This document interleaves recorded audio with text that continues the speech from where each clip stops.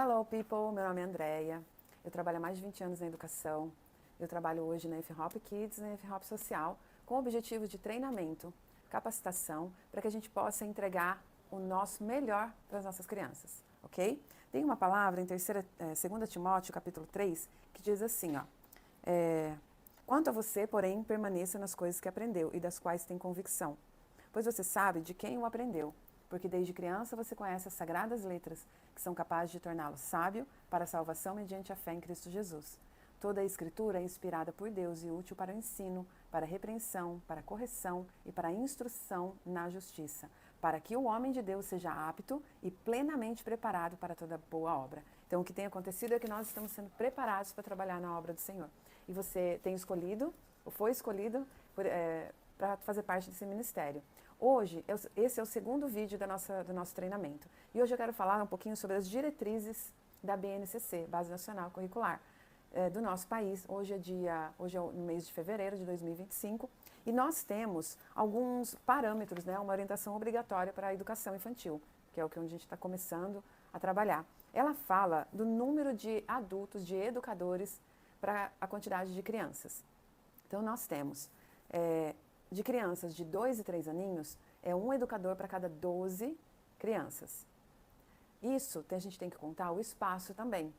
Se ele é aprovado, né, pelo bombeiro, aquele espaço, ele cabe esse número de crianças, né, por metro quadrado, que é como eles fazem pela segurança. A média ali, né, no caso de 4 a 5 aninhos, são 20 crianças por cada educador. Isso são educadores, pessoas que são formadas pela pedagogia, para estarem ali trabalhando com as crianças. Por que eu quero trazer isso? Porque para que, claro que as escolas privadas, elas vão ter procuram ter o menor número de alunos para poder atender melhor. Então, a gente sabe que se a gente for escolher, a gente vai trabalhar com 2, 3 crianças no máximo, porque assim elas absorvem melhor o que a gente está ensinando e até por segurança, certo? Então, é importantíssimo que a gente conheça essa lei para que a gente não coloque muitas crianças dentro de uma sala e vá lá, vamos ver o que vai dar. A gente não está em um lugar, né, tão distante, trabalhando com evangelismo. A gente tem as salas apropriadas, a gente tem um material mais adequado, né, tanto na F-Hop Kids quanto na F-Hop Social. Nós temos um número limitado de crianças que nós sabemos que são atendidas ali. Então é importante e sempre, para que o seu trabalho fique melhor, nós precisamos de um auxiliar. Bom, falando sobre esse conhecimento, né, do parâmetro das diretrizes, nós também precisamos entender a nossa criança e o desenvolvimento dela. Então, eu olho para aquelas crianças que eu vou trabalhar. Eu conheço o desenvolvimento, né? Eu entendo o que essa criança está passando agora. As crianças menores, o que chama mais atenção dessas crianças? É o tocar, é o pular, é o manusear? As crianças de 4 a 5 anos, o que eu posso trabalhar com elas? As crianças de 6, 7 anos, qual é a forma de eu captar a atenção dessas crianças? É através do visual, é através da música? Além dessa faixa etária, a gente precisa também olhar o individual. Então, conforme eu vou conhecendo as crianças, eu vou entendendo. Aquela criança, se ela não veio com um diagnóstico, né, não é uma criança atípica, eu entendo que ela é mais agitada do que as outras. Seja por algo pontual, específico, vindo da família, através da alimentação, talvez, da disciplina, ou geralmente a falta dela.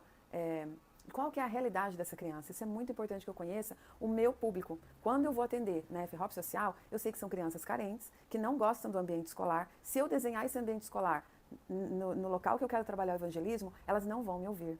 Elas têm repugna de qualquer coisa que lembre algo no ambiente da educação, porque elas não aprenderam a gostar de ser da educação, elas não entendem qual a riqueza do conhecimento. Em um ambiente como a F-Hop Kids, eu tenho crianças que elas vêm do ambiente melhor, mais bem estruturado, algumas são de escolas privadas, temos os prós e os contras, mas eu sei que eu tenho uma abordagem diferente naquele momento.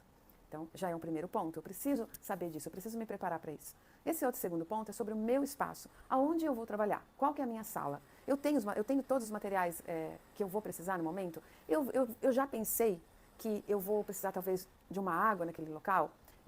Eu tenho os brinquedos adequados? Eu tenho as folhas? Eu tenho os materiais ali de lápis, o que eu vou precisar naquele dia. Então, eu conheço a criança, eu entendo o desenvolvimento dela, eu entendo o meu espaço, eu já compreendi, alguém me falou, eu já pedi o conhecimento de que tem alguma criança com diagnóstico, ela tem TDAH, ela é autista, vai ter alguém que vai me acompanhar para essa criança, ela vai ter um suporte a mais. Então, equipe, se você entende que a tua criança ela é atípica, a tua abordagem ela precisa ser diferente. Porque o que eu já vi muito acontecer, e eu também já passei por isso, eu não conhecia o diagnóstico, eu vi que a criança está muito afoito, ela não está participando ativamente daquilo que eu preparei, né, da minha grande expectativa, e eu deixo as 9 crianças e eu foco só em tentar discipliná-la.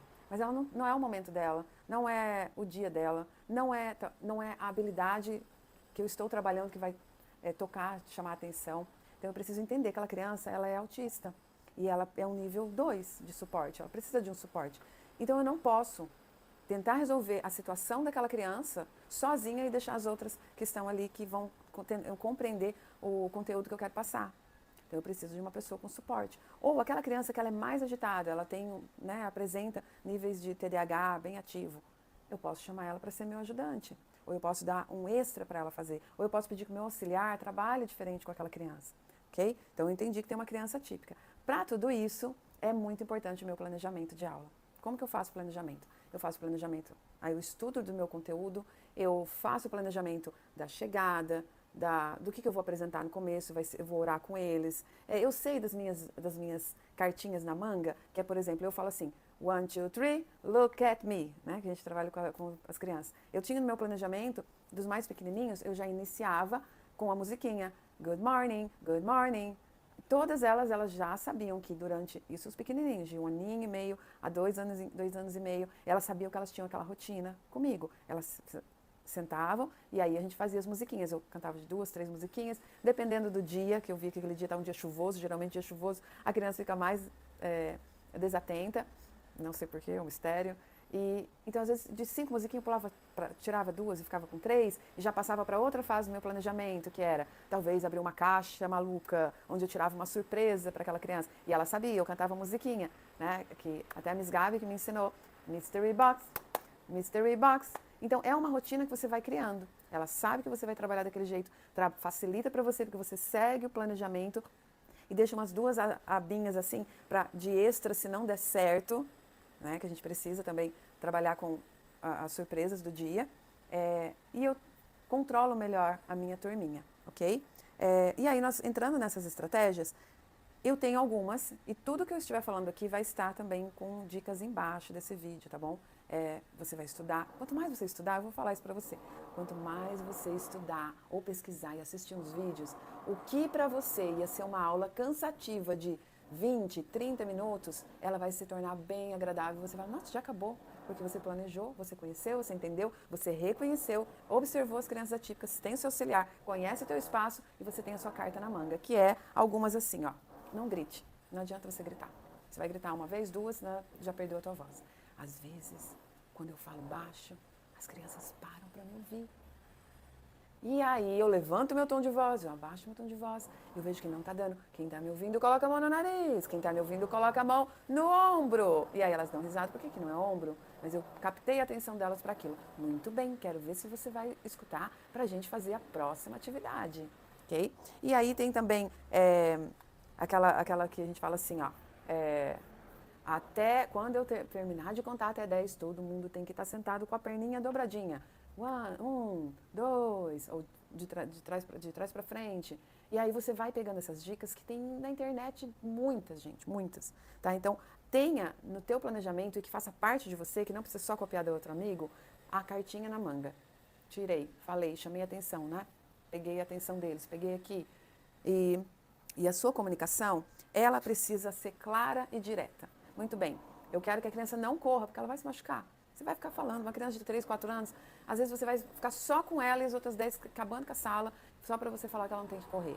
Criança, ande devagar. Fale o que é para fazer no positivo. Não fale, não faça isso. Tá, para eu andar daqui da porta até na minha cadeirinha, ela falou para não correr. Então eu posso ir virando piroleta? Eu posso ir rolando? Então você vai dar direto. Ande devagar até a sua cadeira. Desenhe com um lápis amarelo, entendeu? Não use...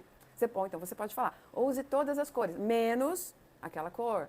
Então, seja claro e direto na sua comunicação. Há alguns momentos que eu vou dizer para você que Deus, o Espírito Santo, ele te dá na hora, assim, a classe, tem momentos que a sala vai estar um caos e você vai falar, o que eu vou fazer? Teve um dia que eles estavam tão agitados, eu estava com uma turma de 22 crianças, segundo ano. Sim, era. Foi um dia bem atípico. Eu falei, meu Deus, minha estratégia, essa carta não funcionou direito, essa aqui não funcionou. Eu ainda tenho 10 minutos dentro dessa sala e 10 minutos vira uma eternidade quando estavam querendo virar caos. Aí eu falo, gente, descobri algo muito sensacional. Gente, usa adjetivos, tá? Olha, eu vou fazer um ponto aqui no quadro. E você precisa olhar atentamente para esse ponto. E eu quero ver, daqui a alguns minutos, você não pode mexer os olhos, você não pode falar, você não pode se mexer. Porque quando der um certo tempo, eu vou perguntar o que você conseguiu ver. Quando você ficou atento a esse ponto. Então, por alguns minutos, eu consegui a atenção de todas essas crianças assim, ó, olhando para o quadro. Daí ela ia falar, tô vendo. Não vai dar certo, não vai dar certo. Você tem que olhar atentamente até a hora que a teacher fazer pronto. Aí vira, aí um viu não sei o que azul, outro viu não sei o que, outro viu um unicórnio, outro viu não sei o que, mas era o momento. Gente, eu acho que vocês não viram direito, vamos fazer de novo. E aí são as estratégias, ok? Então, para que isso fique mais real e para que eu te ajude, você se ajude, nós ajudamos a nossa equipe que está trabalhando com a gente, eu preciso da sua resposta, do seu feedback, ok? Então, fique atento ao que eu vou pedir para você fazer. Seja, pode ser um planejamento, pode ser um videozinho da sua aula, pode ser um formulário, mas esse vídeo não é só para ouvir, é para que tenha uma ação, ok? Para que você aprenda e eu te ajude, ou o pessoal da sua equipe também, teu líder, também venha te ajudar. Espero que tenha sido claro e objetivo, ok? Explore as opções e através dos vídeos que eu te enviar, retire o que é bom. Sempre ore também. Beijinho, bye bye.